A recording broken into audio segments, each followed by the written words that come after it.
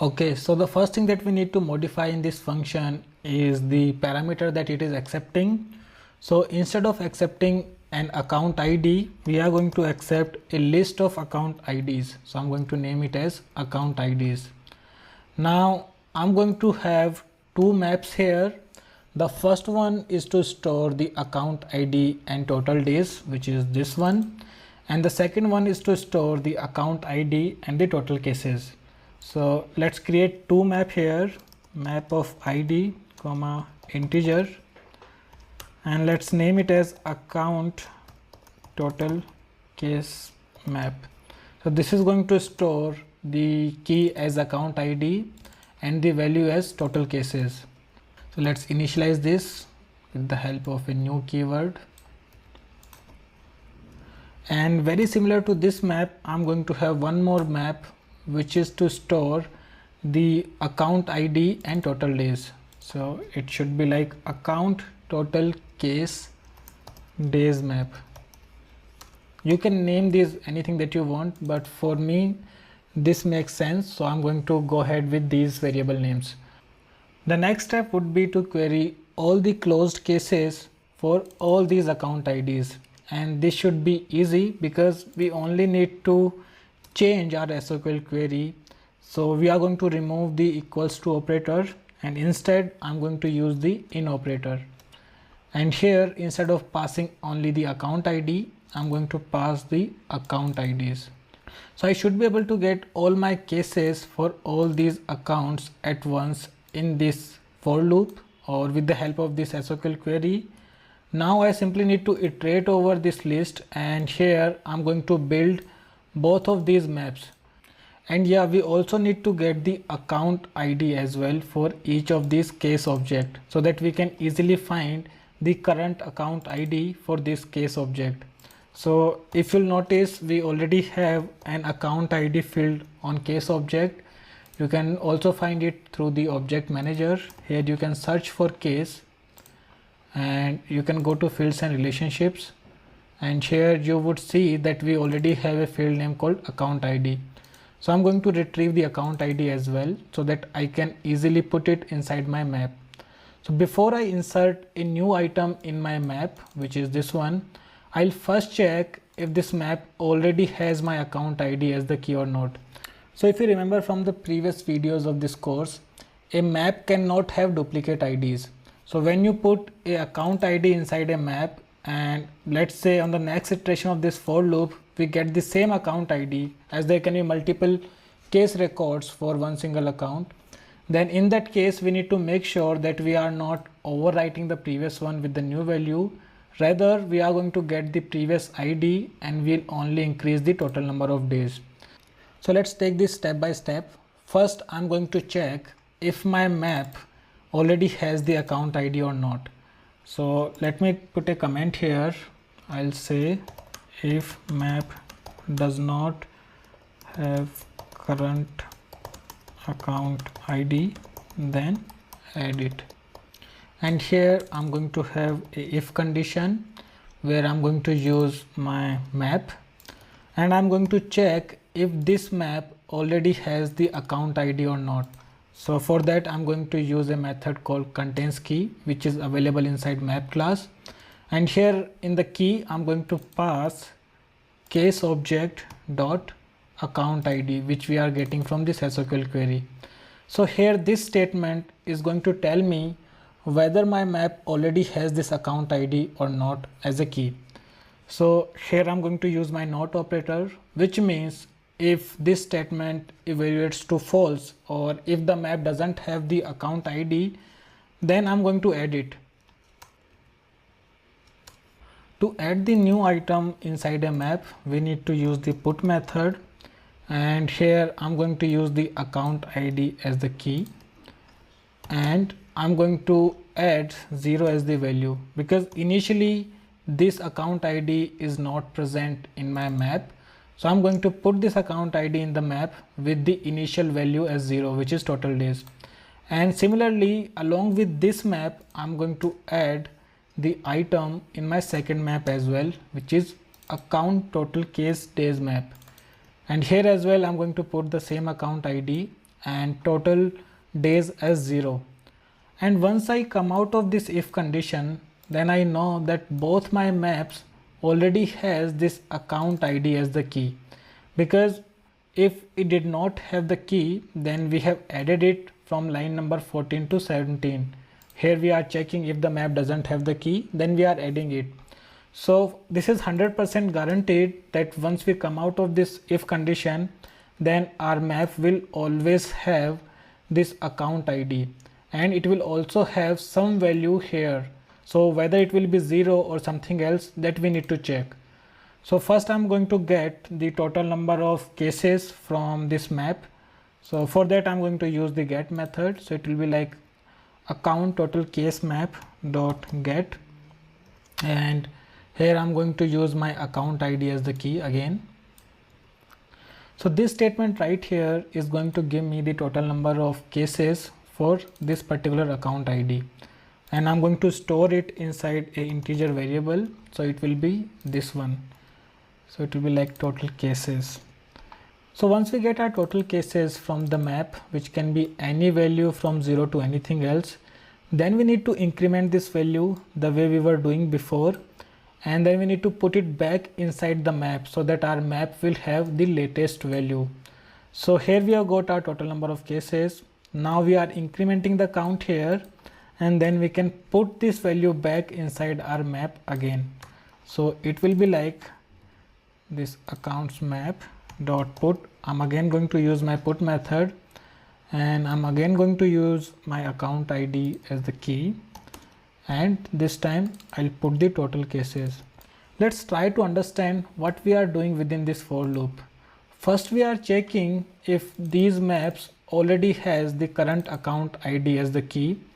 If it does not have the key, then we are adding it. So this if block will only execute if our map doesn't have the account ID as the key. But if it already has it, then we'll skip over this if condition. This condition will never execute. And after this if condition, we are getting the total cases from the map. And this can be 0 as well, because initially we add this account ID with 0 value. But in the next iteration, this could be different, because we are always updating this value after this if condition, the way we are doing here. So we increment the total case count, and then we put it back with respect to same account ID. So this way we'll maintain our total number of cases with respect to each and every account ID. And the same thing we need to do for the second map as well. So here I'm going to get my total days first. So it will be like integer, then our variable name would be total days, and this will be equals to, let me copy this line, and here I'll simply replace the map name, which is this one.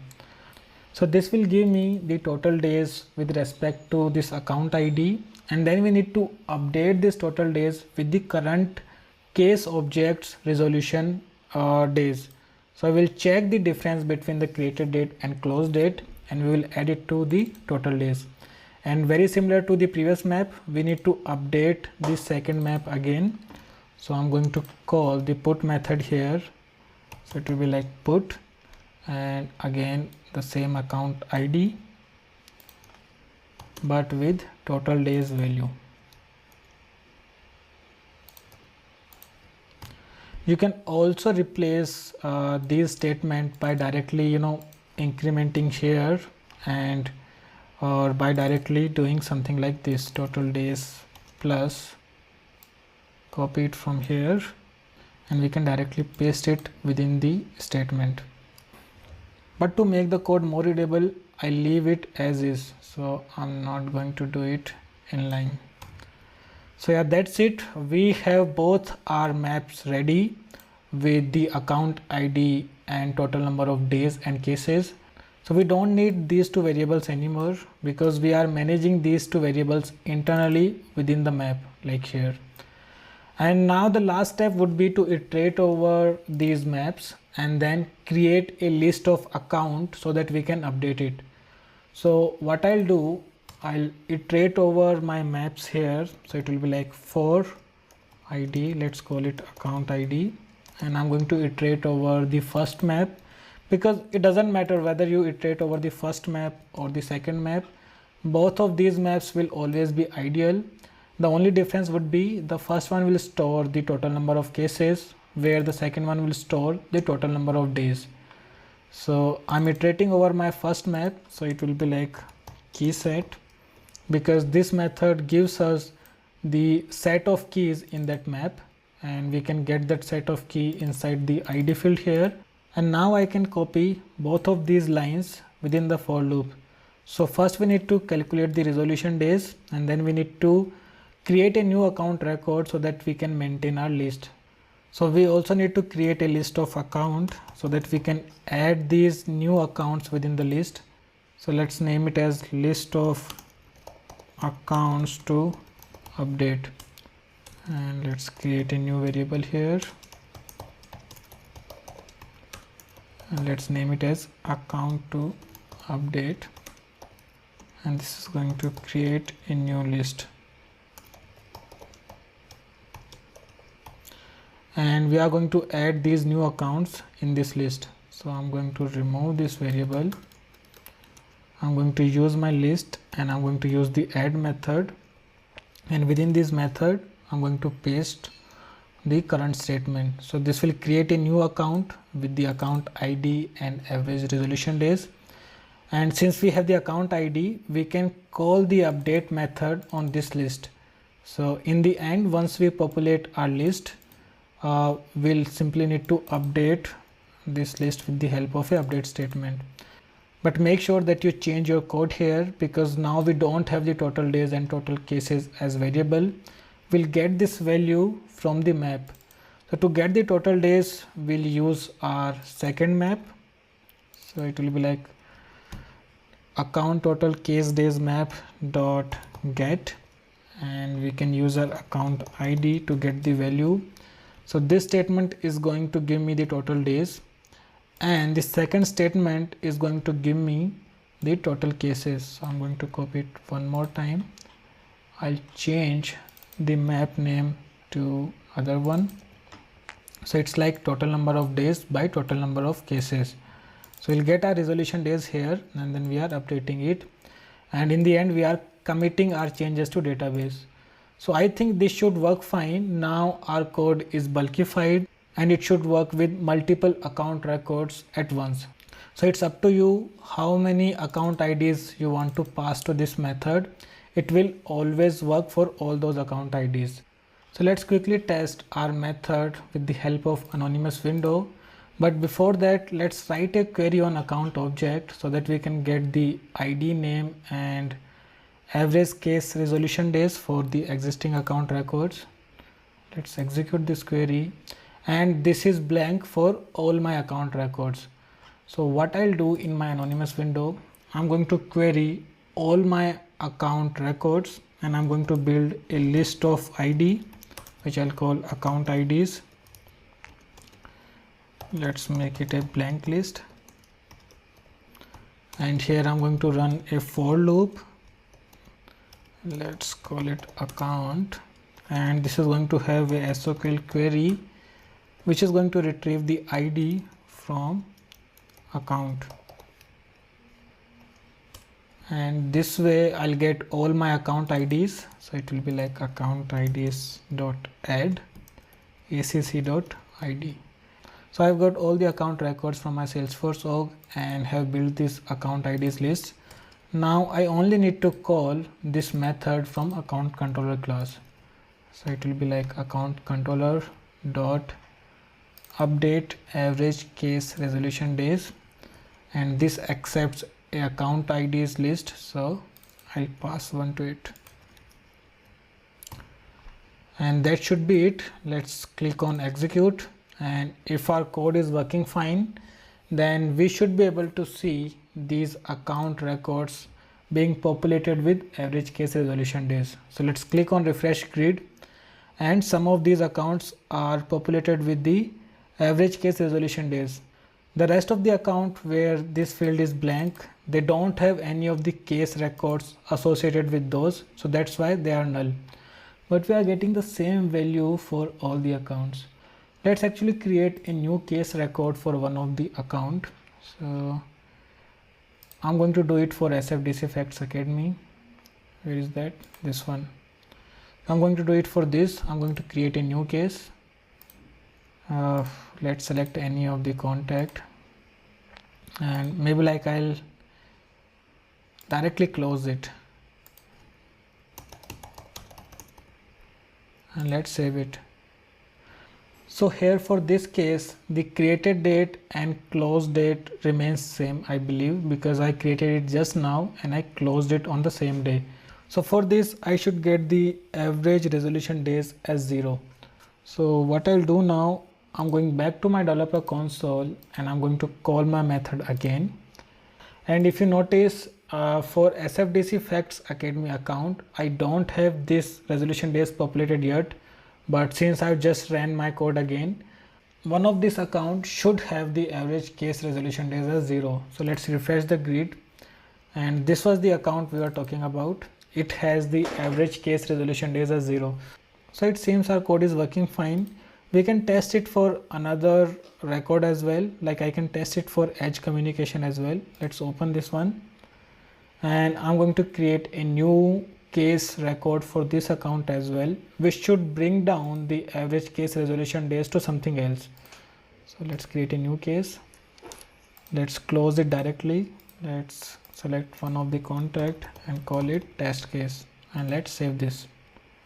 So once we are done with this, let's execute our code one more time, and then we need to refresh our account search result as well. So let's click on refresh grid, and now if you'll see, for edge communication, the average case resolution days is 310. So we are getting the correct output from our method. So this is how you bulkify your code. Make sure you bulkify your SQL query, make sure you bulkify your DML statements, and make sure that you wisely use these maps whenever possible. You can use these maps to avoid multiple for loops as well. So sometimes you may have to use nested for loops, but you can avoid those nested for loops using the maps. So you can build your list before you go inside the nested for loop. And the performance of a map is always better than nested for loops.